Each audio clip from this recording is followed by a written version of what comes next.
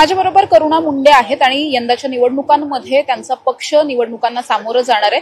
ताई, निवडणुकांना तुम्ही सामोरे जाणार आहात, काय नेमकी स्ट्रॅटेजी ठरली आहे, कोणकोणत्या निवडणुका लढवणार आहात? स्वराज्य शक्ती सेनाच्या माध्यमातून जिल्हा परिषद, पंचायत समिती आणि नगरपालिका जितकी भी स्थानिक निवडणूक सगळी लढवणार आहे।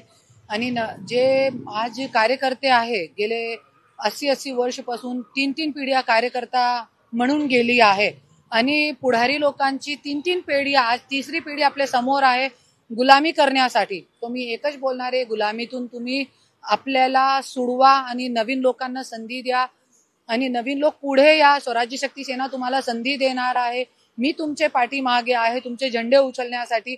तो स्वराज्य शक्ती सेनाचे माध्यमातून नवीन लोक उमेदवारी भरा आणि लढण्याचा प्रयत्न करा, बदलाव करण्याचा प्रयत्न करा, क्योंकि नेता बदलणार आहे तभी मुद्दे बदलणार।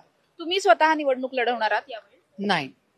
मग काय नेमकी स्ट्रॅटेजी असेल, तुम्ही कसे या सगळ्यांना सपोर्ट करणार आहात, काय मुद्दे घेऊन निवडणुकीला सामोरे? सगळे जे जिथे जिथे लढणार आहे तिथले लोकल जे मुद्दे आहे, नाली, रस्ते, बिजली, पाणी, क्राइम और जमीन हिसकून घेणं, तो हे सगळे जे मुद्दे आहे सगळीकडे कॉमन आहे आणि तेच विकासाचा मुद्दा आणि भ्रष्टाचार मुक्त जे भ्रष्टाचार जे आहे ते मोठ्या प्रमाणामध्ये आज महाराष्ट्रामध्ये आपल्याला दिसतोय।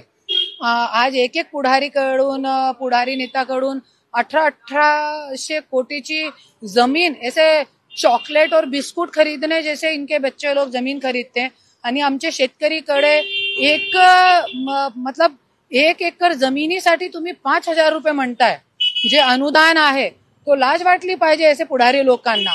आज लोकांना न्याय भेटत नाही, हे सगळे शेतकरी बांधवाचे मुद्दे, गोरगरीब जनताचे नाली, रस्ते, बिजली, पाणी, विकासाचे मुद्दे पूर्ण घेऊन मी राजकारणामध्ये आमचे जे उमेदवार उतरणार आहे।